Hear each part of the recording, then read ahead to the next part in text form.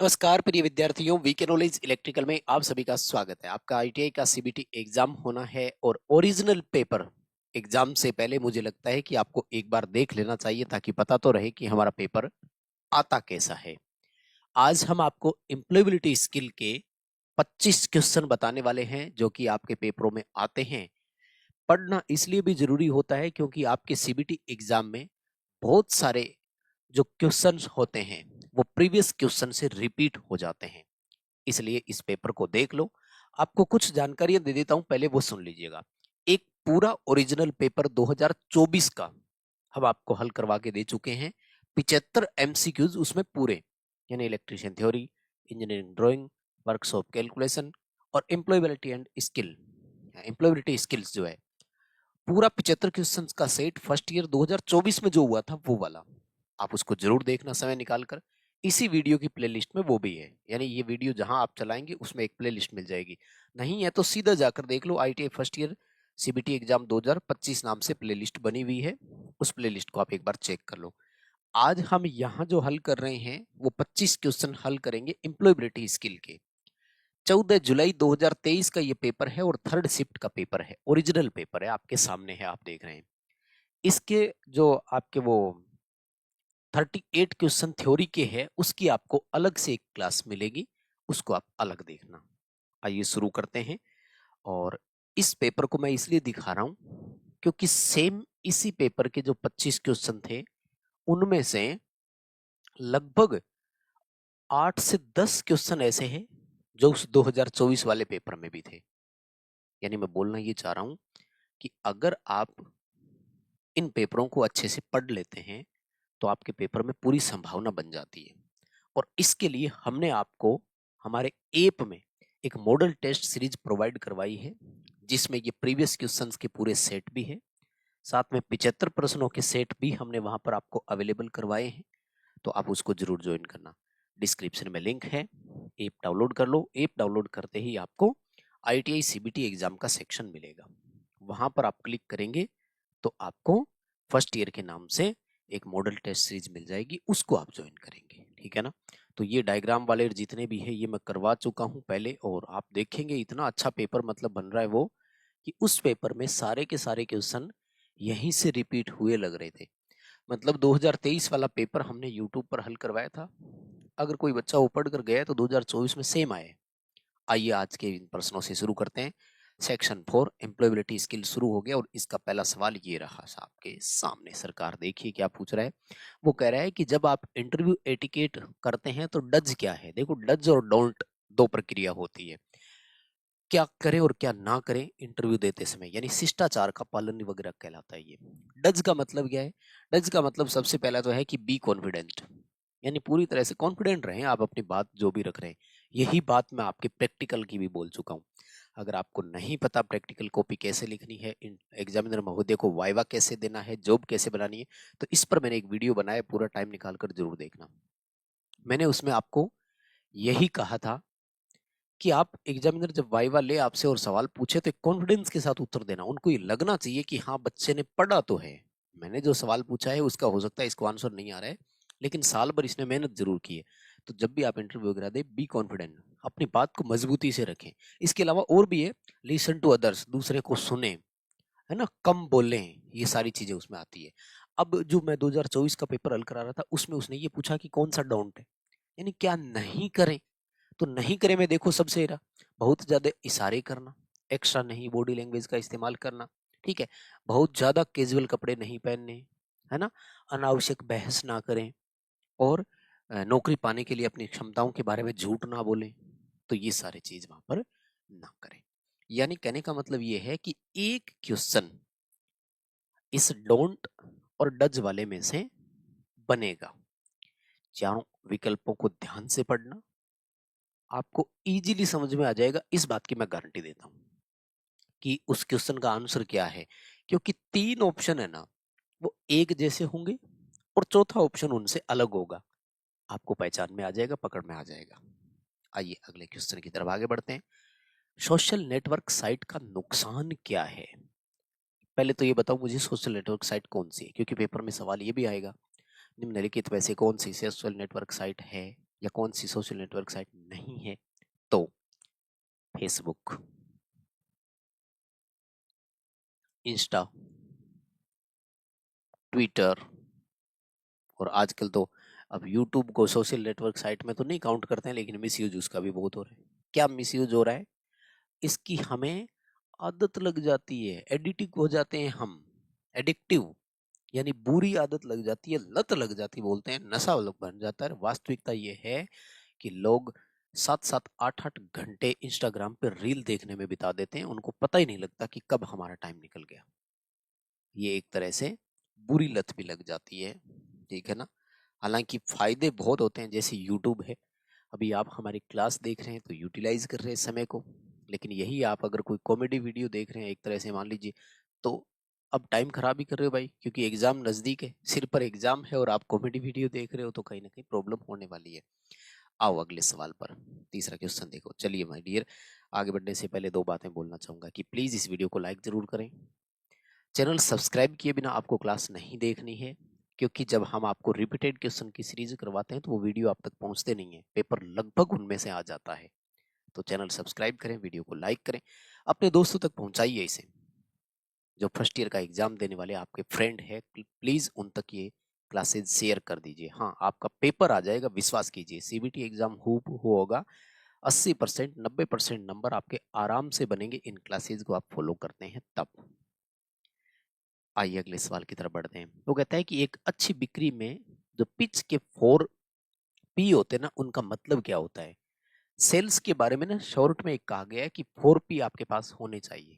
तो 4P कौन कौन से है? प्रोमिस, मतलब एक तरह से वादा करना, या मतलब एक डेडिकेशन, मान लीजिए कि काम के प्रति आप पूरे समर्पित हैं।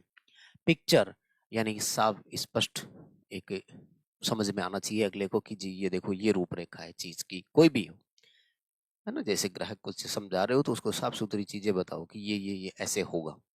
उसके बाद में है पिच। पिच का मतलब होता है ट्यूनिंग, जो लेवल, जिस तरीके से आप चीजों को बताते हैं उनको। एंड नंबर 4 जो होता है वो होता है प्रूफ, कि आप उन चीजों का उनको प्रूफ दीजिए कि देखिए जी ये वाला। या फिर जैसे कोई है तो कस्टमर का फीडबैक दिखा सकता है। जैसे आप इस क्लास के नीचे कमेंट कर सकते हैं कि हाँ क्लास बहुत सही थी, एक्सप्लेनेशन सही लगा, तो वो आपके फ्रेंड आएंगे, उन कमेंट्स को पढ़ेंगे, तो एक तरह से ये उनका प्रूफ हो गया। उनको भी लगेगा कि हाँ भाई क्लास तो सही थी।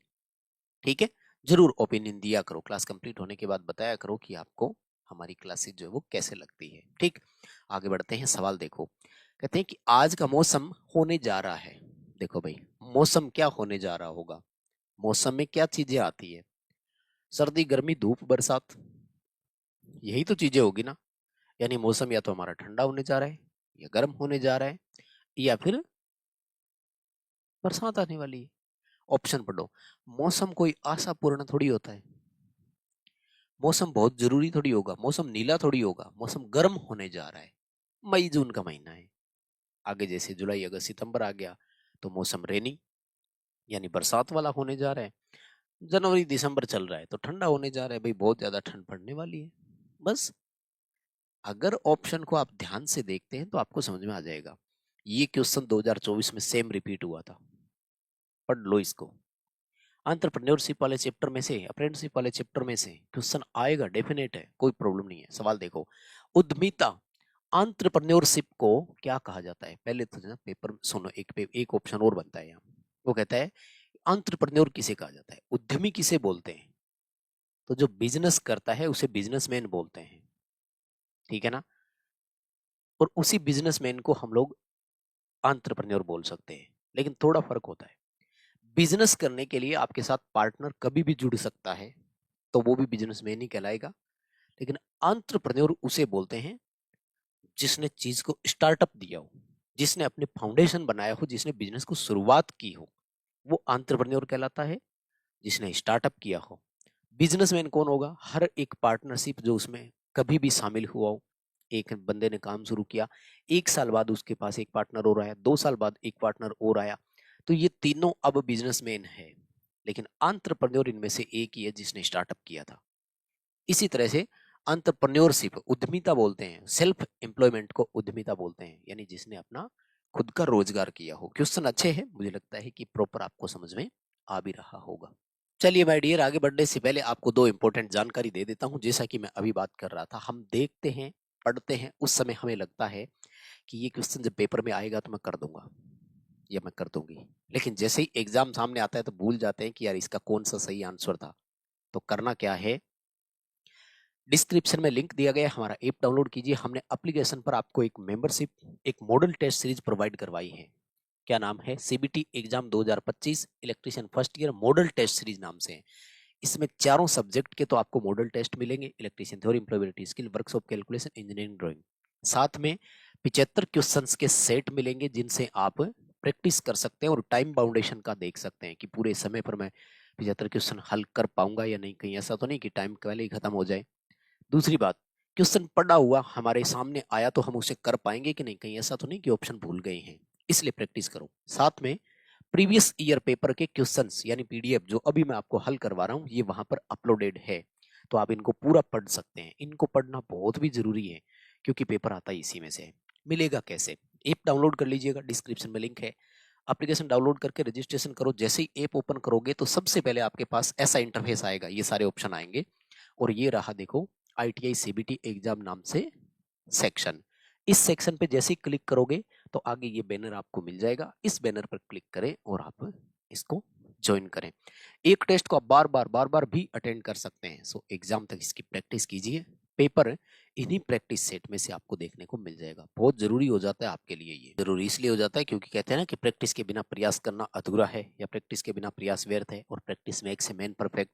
इसलिए थोड़ा जम करके प्रैक्टिस कर लो भाई, ताकि जब पेपर में सामने क्वेश्चन हो तो कोई कंफ्यूजन ना रहे, यार इसका क्या था मैं भूल गया, ये आदत नहीं आएगी। अगले क्वेश्चन पर आते हैं मेरे दोस्त। सवाल देखो, निर्णय लेते समय इनमें से किस पर विचार किया जाना चाहिए। जब आप डिसीजन ले रहे हैं किसी भी चीज पर, तो सबसे पहले आपको ये देखना है कि मेरी खुद की व्यक्तिगत प्राथमिकताएं क्या है। मैं किसी काम के लिए डिसीजन तो ले रहा हूँ, लेकिन ऐसे नहीं कि मेरे खुद के काम में मैं उलझा रहा हूँ। मूड के हिसाब से कभी डिसीजन नहीं लेना है, मार खा जाओगे। गुस्सा आया हुआ है, चीज तोड़ फोड़ दी, फिर सोच रहे हैं कि नुकसान हो गया, शांत होते ही पता लग रहा है कि नुकसान हो गया। ठीक है। और आपकी कम्युनिटी के रूल क्या है, डजेंट मैटर। कम्युनिटी तो देखो, आपको जो भी करोगे टांग खींचने ही आएंगे। और आपके दोस्तों की पसंद क्या है वो एक बात की बात है। मतलब सबसे पहले आपकी खुद की प्राथमिकताएं क्या है उस पर आपको ध्यान देना है। अगला सवाल देखो, इनमें से कौन सा वाक्यांश एक टेलीफोन कॉल से संबंधित नहीं है। फोन कॉल से जुड़े हुए शब्द कौन से नहीं है। देखो अपन बात करते हैं तो कहते हैं ना कि होल्ड ऑन। होल्ड ऑन मतलब लाइन पे रहो भाई, फोन चालू रखो, यानी रुकिए। शॉर्ट में मतलब यही बनता है।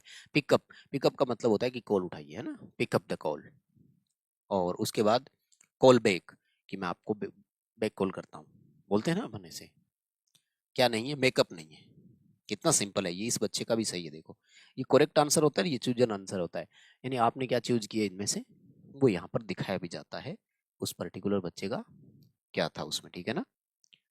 और आई होप कि आपने लाइक तो कर ही दी होगी क्लास को, बहुत जरूरत होती है। शेयर भी आपको करना है ताकि फर्स्ट ईयर वाले बच्चों तक ये क्लास पहुंच सके। पहुंचाना आपका काम है। क्लास एक बार अपने ग्रुप में डाल देना आप, क्योंकि जनरली साल में हम लगभग 8 महीने कंपटीशन वालों को तैयारी करवाते हैं, तो सीबीटी एग्जाम के लगभग 4 महीने ही मिलते हैं। सवाल सुनो, ये वो था 2024 वाले में रिपीट हुआ था सेम, वो दोनों पेपर उसमें डाले हुए हैं तो आप पढ़ लोगे। वो कहते हैं कि क्रिया का सही काल चुने, मतलब परफेक्ट टेंस पूछ रहे हैं आपसे कि कौन सा टेंस इसमें सेट बैठेगा, है ना। I music when I was child, जब मैं बच्चा था तब मैं गाने सुना करता था। ध्यान से सुनना, ठीक है ना। आई एम लर्निंग, ये अब का है कि मैं अब गाने सुन रहा हूँ। लर्न मतलब सीखना चाहता हूँ या सुनना चाहता हूँ। विल लर्न, ये फ्यूचर की बात कर रहा है ना, कि जब मैं बूढ़ा हो जाऊंगा तब गाने सुना करूंगा। इसका आएगा लर्नड, या इसने थोड़ा कम लिखा है, यहाँ पे वाज लिख दिया व्हेन आई चाइल्ड, तो यहाँ पर आप वर्ब की हेड लगा करके वर्ब की थर्ड फॉर्म भी लिख सकते हैं। हेड लर्नड था उसमें। अगर आप उसकी बात करेंगे 2024 का जो ओरिजिनल पेपर मैंने हल कराया, वो 75 क्वेश्चन वाला सेट आप जरूर देखना। प्लेलिस्ट बनी हुई है, प्लेलिस्ट में सारे सीक्वेंस से वीडियो डाले हुए हैं। इंपॉर्टेंट प्रैक्टिकल पर भी वीडियो दे दिया, प्रैक्टिकल में करना कैसे होता है उस पर भी वीडियो दे दिया। ठीक, तो इसमें वर्ब की एक तरह से थर्ड फॉर्म आती है कि जो काम हम कर चुके हैं। अगला सवाल, उचित इंटरोगेटिव के साथ विश्लेषण के साथ रिक्त स्थान भरिए। यानी कौन सा इंटरोगेटिव? इंटरोगेटिव होते हैं प्रश्न पूछे जाने वाले शब्द, जैसे कौन, कब, कहां, किसे, कैसे, कौन सा, ये सारे इंटरोगेटिव होते हैं। यानी who, where, when, which, whom, who, ये सारे इंटरोगेटिव होते हैं। क्या पूछ रहा है? अगर इसका आप क्वेश्चन ध्यान से देखेंगे तो हमें प्रॉपर समझ में आएगा। ये क्या कर रहा है? क्वेश्चन सुन के कहेंगे आर यू गोइंग, कहाँ जा रहे हो? अगर सवाल पूरा पेपर बनाओगे तो क्या बनेगा? कहाँ जा रहे हो? कहाँ किसके आता है? वेयर का आता है। वेयर आर यू गोइंग, आप कहाँ जा रहे हैं ना। वट आर यू गोइंग तो नहीं हो सकता ना, वट आर यू डूइंग हो सकता है, आप क्या कर रहे हैं। हु आर यू, आप कौन हैं, ऐसा बन सकता था क्वेश्चन। और विच का तो इससे तो कोई लाइन नहीं बनेगी, वैसे बना सकते हैं आप कोई भी, है ना। विच वन इज बेस्ट, मतलब कौन सा इसमें से सही है। खैर आप समझ गए, गोइंग मतलब जा रहे हो, तो फिर वेयर शब्द ही आएगा भाई, कहाँ जा रहे हो, स्थान की बात हो गई ना। ये जो मैं एग्जाम देने जा रहा हूँ। अगला सवाल, अब देखो एग्जामिनर क्वेश्चन को बदलने भी लग गया है। ये 2023 का पेपर है, 2024 में क्या किया कि इसका जस्ट अपोजिट दे दिया। हमारा जो पेज होता है ना, माइक्रोसॉफ्ट वर्ड की बात कर लीजिए, मान लीजिए, तो उस पेज में ओरिएंटेशन होते हैं दो तरह के। एक को बोलते हैं लैंडस्केप, एक को बोलते हैं पोर्ट्रेट। मैं दोनों बता देता हूं। लैंडस्केप होता है ये वाला, और पोर्ट्रेट होता है ये वाला। अब मैं लोकल भाषा के हिसाब से बताऊं, शायद राजस्थान, यूपी, बिहार में अपने बोला जाता है, एक होता है पड़ा पेपर, एक होता है खड़ा पेपर। अब अपने टेक्निकल भाषा में थोड़े आ जाते हैं। एक होता है वर्टिकल, एक होता है हॉरिजेंटल। इनके वास्तविक नाम है लैंडस्केप और पोर्ट्रेट। तो जो खड़ा पेपर वर्टिकल होता है उसे पोर्ट्रेट बोलते हैं, और ये लंबाई के हिसाब से गिना जाता है, जैसे A4 paper, A3 paper, legal paper, letter paper. वैसे तो वो कहता है कि जब टेक्स्ट लंबाई के हिसाब से प्रिंट करेंगे तो उसे क्या बोलेंगे? पोर्ट्रेट। ध्यान से सुनना। अब की बार 2024 के एग्जाम में उसने ये पूछा कि चौड़ाई के हिसाब से अगर प्रिंट हो तो उसे क्या बोलते हैं। तो जब चौड़ाई के हिसाब से प्रिंट किया जाता है तो उसे लैंडस्केप मोड बोलते हैं। दोनों याद कर लो, न जाने एग्जामिनर आपसे कौन सा पूछ बैठे। तो पूरा पढ़ना है। सीपीयू का पूरा नाम क्या है? कंप्यूटर से जुड़ा हुआ पार्ट है। इसके पूरे नाम में तो आपको क्या ही इश्यू होगा? सेंट्रल प्रोसेसिंग यूनिट, केंद्रीय संसाधन इकाई या संग्रहण इकाई। मतलब मेन पार्ट है। इसे सीपीयू को क्या बोलते हैं? कंप्यूटर का ब्रेन, है ना। मस्तिष्क कहा जाता है, दिमाग कहा जाता है कंप्यूटर का, है ना। सबसे इंपॉर्टेंट यही तो है। और सीपीयू में भी तो दो चीजें मेन होती है ना, सीयू और एएलयू। खैर एक्स्ट्रा बात करने की जरूरत कहाँ है वैसे तो अपन को, क्योंकि आपके पेपर में तो सीधा आएगा अर्थमेटिक लॉजिक यूनिट और सीयू यानी कंट्रोल यूनिट। सारा खेल सीपीयू का ही है, कंप्यूटर में तो सारा रोल सीपीयू का ही है, इसमें और कोई दिक्कत नहीं। नेक्स्ट क्या कह रहे हैं देखो, कि शब्दों के निम्नलिखित सेट को सार्थक वाक्य में फिर से व्यवस्थित कीजिए। मतलब एक लाइन टेढ़ी मेढ़ी करके दे दी आपको और कह रहे हैं। अगर आप इसको थोड़ा सा भी ध्यान से देखेंगे तो मुझे लगता है कि आपको प्रॉपर समझ में आ जाएगा। क्या करें यहाँ देखो, teacher school worked CAH, confuse हो गए ना। सिंपल भाषा में समझे तो अब समझ में आ रहा है कि वह एक स्कूल टीचर के रूप में कार्य कर रही है या करती है। वर्कड लिखा है मतलब करती थी, कर लेते हैं कोई बात नहीं। तो फिर सिंपल सा आएगा कि शुरुआत सी से होगी। She worked as a school teacher, ठीक है ना। तो ऐसे वाक्य पूरा करवाने के लिए आपको भी विकल्प दिए जा सकते हैं। ये रहा, she worked as a school teacher, ठीक है। मतलब as a school teacher, as a college lecturer, यहां बन जाएगा। कहने का मतलब ये है कि एज ए उसके बाद में पोस्ट नेम आएगा, ये ध्यान रखना। और सबसे पहले सब्जेक्ट तो आता ही है, तो ये तो वैसे ही गलत हो गया, वर्कड पहले ही कर दिया इसने, ठीक है। सब्जेक्ट पहले तो आता ही है, सी, ही, इट, यहां से शुरुआत होनी चाहिए। नॉर्मल क्वेश्चन अगर हो तो, अगर इंटरोगेटिव वाले क्वेश्चन हो तब अलग होता है। सवाल देखो क्या करें, व्यक्तिगत कमजोरी का एग्जाम्पल इनमें से कौन सा है? मतलब पर्सनल वीकनेस बोल दीजिए, इंग्लिश में पर्सनल वीकनेस लिखा है क्या? हाँ, पर्सनल वीकनेस क्या है? आलसी, ये पर्सनल वीकनेस ही तो है। समय पे उठ नहीं पा रहे हो, समय पे पढ़ नहीं पा रहे हो, कॉन्फिडेंस की कमी, हार्ड वर्किंग नहीं है, एक्टिव नहीं है, ये सब चीजें देखो। वैसे तो एक्टिव और हार्ड वर्किंग तो एक तरह से कमजोरी क्या, पर्सनल ताकत हो गई, है ना। कॉन्फिडेंस भी क्या है, ताकत ही है सारी। मतलब बाकी ये जो तीनों चीजें हैं ये व्यक्तिगत स्ट्रेंथ है। ये क्या है? पर्सनल ताकत है, व्यक्तिगत स्ट्रेंथ है। और वो एक है जो वो आलसी है, वो आपका वीकनेस हो गया। ठीक, आइए अगले सवाल पर। लेकिन एक बार फिर बोलूंगा, लाइक शेयर। बोलेंगे गुरुजी जिनको पसंद आएगा वो लाइक अपने आप कर देंगे। नहीं करते भाई, मैं देख रहा हूँ ना यहाँ पे, देखो बिना बोले लाइक हम करते ही नहीं है, इसलिए गला फाड़ फाड़ कर बोलना ही पड़ेगा, कोई इलाज नहीं है। तो ठोको लाइक, शेयर करना है जरूर। आप भी सब्सक्राइब करके रखो, 3 लाख सब्सक्राइबर के हम करीब है, आपको ही करवाने पड़ेंगे वो। सवाल देखो, पहली औद्योगिक क्रांति की शुरुआत कब हुई थी? इंडस्ट्रियल रिवॉल्यूशन कब हुआ था? 18 सेंचुरी की बात है, 18वीं शताब्दी में हो गई थी, है ना? तो सिंपल क्वेश्चन है, याद रह जाएगा सबको, कोई दिक्कत नहीं है। एसएमएस का विस्तार क्या है? ये 2024 वाले पेपर में फिर रिपीट हुआ था, ध्यान से देख लेना। अभी जो मैंने एक दिन पहले आपको हल करवाया है 75 एमसीक्यूज का सेट, उस सेट में ये सेम क्वेश्चन था और बड़ा सिंपल भी है। शॉर्ट मैसेज सर्विस होता है, ठीक है ना, विस्तार से नहीं लिखा जाता, शॉर्ट में लिखा जाता है। और अगला सवाल देखो, कच्चे माल की खरीद, मजदूरी, वेतन, किराया, बिजली इत्यादि का भुगतान अगर हमें करना है तो इसमें जो पैसा लगता है उसे क्या बोलते हैं? तो इसे वर्किंग कैपिटल कहा जाता है, कार्यकारी पूंजी कहा जाता है, वर्किंग पूंजी कहा जाता है, ठीक है ना।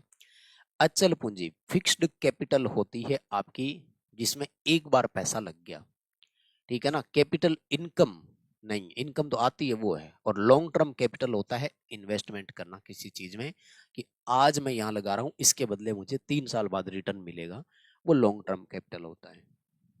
ठीक, जैसे आजकल शेयर मार्केट में, म्यूचुअल फंड में, स्टॉक्स में अगर आप इन्वेस्ट करते हैं और 4 5 10 साल बाद उसमें से निकालेंगे तो उसके पैसे बढ़ जाते हैं, वो लॉन्ग टर्म कैपिटल होती है। सवाल अगला, रिक्त स्थान में उचित प्रतिवर्ती सर्वनाम के साथ भरें। क्या कह रहे हैं? प्रॉपर प्रोनाउन भरना है आपको। पढ़ो, सी हैज हर्ट, उसने अपने आप को दुख पहुंचाया, खुद को दुख पहुंचाया। सबसे पहली चीज तो देखो सी है ना, तो सी का क्या बनता है? हर बनता है भाई, है ना। इट कब लगता है? कोई निर्जीव वस्तुओं के लगता है, जैसे कोई स्थान का नाम आ जाए तब। माई सेल्फ तब होता है जब आई होता है, आई हर्ट माई सेल्फ, मैंने खुद को के। मैंने शब्द अगर लिखा हुआ होता ना हिंदी में तब आता माई सेल्फ, इस बच्चे ने माई सेल्फ किया, ये गलत हो गया। हिमसेल्फ, हिमसेल्फ तब आता जब ही से शुरुआत होती, ये शुरुआत सी से हुई है। सी का हर हर, ही हिज हिम, और सी हर हर, ये इसकी परफॉर्म रहती है, याद है ना सबको। तो सी से शुरुआत हुआ इसलिए हर सेल्फ आएगा, ठीक है ना। और अगर ही होता, ही हैज हर्ट, तो इसमें आ जाता आपका हिमसेल्फ, अपने आप को नुकसान पहुंचाया। आई से होता तो माई सेल्फ आ जाता, ठीक है। और इट सेल्फ तो मतलब एक तरह से निर्जीव वस्तुओं के लिए, स्थान के लिए, लोकेशन के लिए आता। अच्छा है, क्वेश्चन पढ़ लेना, इस बार चेंज करके दे सकता है, सी की जगह ही कर सकता है। एक एस में से उसको, मतलब एस एच ई में से एस को हटाना ही है और कुछ नहीं करना। तो अगले सवाल पर आइए, कोऑर्डिनल नंबर कौन से? 2 होते हैं, एक को कार्डिनल बोलते हैं और एक को ऑर्डिनल बोलते हैं, ठीक है ना। ऑर्डिनल बोलते हैं, तो कार्डिनल नंबर होते हैं हमारे 1 2 3 4 5 6 7 8 9 10, और ऑर्डिनल नंबर होते हैं first second third fourth fifth sixth, ये जो अपन बोलते हैं, ठीक है। तो यहाँ देखो 1 दे दिया, तो 1 2 3 4 5 सीधे नंबर जितने भी देते हैं, सेकंड फिफ्थ 8, ये सारे के सारे क्या है? ऑर्डिनल नंबर है। अब सुनो ध्यान से, हम लोग जल्दबाजी करते हैं, पढ़ते हुए में ये लगता है कि हाँ ये तो मैंने पढ़ा है ना, वही आया होगा। ध्यान से पढ़ लेना, कोऑर्डिनल और ऑर्डिनल में ज्यादा फर्क नहीं है। इसमें से उसको सी ए को हटा करके ओ ही लिखना है बस एग्जामिनर को, लेकिन ऑप्शन से पहचान जाते हैं, मैंने आपको कितनी बार बताया। ऑप्शन क्या करेगा? 1 4 8 ऐसे देगा, और एक बीच में लिखेगा, एक बीच में क्या लिखेगा? Like fifth, second, ninth, tenth, ऐसा कुछ लिख देगा। समझ रहे हैं ना? चेंज किया हुआ होगा कहीं ना कहीं, और वो चेंजेस आपको स्पष्ट नजर आना चाहिए, ये दायित्व आपका बनता है। अगले सवाल पर देखिए, अनुचित पद को पहचानिए, आइडेंटिफाई द इम्प्रॉपर टर्म। गलत क्या है इनमें से? पढ़ लो चार। एयर पोल्यूशन होता है, वायु प्रदूषण जिसको बोलते हैं, धुआं आ गया तो वायु प्रदूषण ही है। साउंड पोल्यूशन यानी ध्वनि पोल्यूशन है, नॉइज पोल्यूशन है, हो रहा है। वाटर पोल्यूशन, जल प्रदूषण भी हो रहा है, लेकिन ग्रीन पोल्यूशन नहीं होता। ग्रीन रिवोल्यूशन होता है, हरित क्रांति होता है, हरित प्रदूषण नहीं होता, ठीक है ना। ग्रीन रिवोल्यूशन होता है। ये इस बच्चे का गलत हुआ है, देखो यार कैसे, मेरे समझ में नहीं आ रहा भाई। कौन सा एक प्रदूषण नहीं है, ध्वनि प्रदूषण होता है, वायु प्रदूषण होता है, जल प्रदूषण होता है, लेकिन हरित प्रदूषण थोड़ी होता है, हरित क्रांति होती है, ग्रीन रिवोल्यूशन होता है, ग्रीन पोल्यूशन नहीं। अगला सवाल, वेन का पूरा नाम क्या है? ये 4-5 है, शायद आपको याद होंगे, इनको भी याद कर लो, क्या पता अब की बार इन्हीं में से पूछ ले। लेन वेन मेन, 3 तो यही आपको पढ़ाए होंगे शायद, है ना।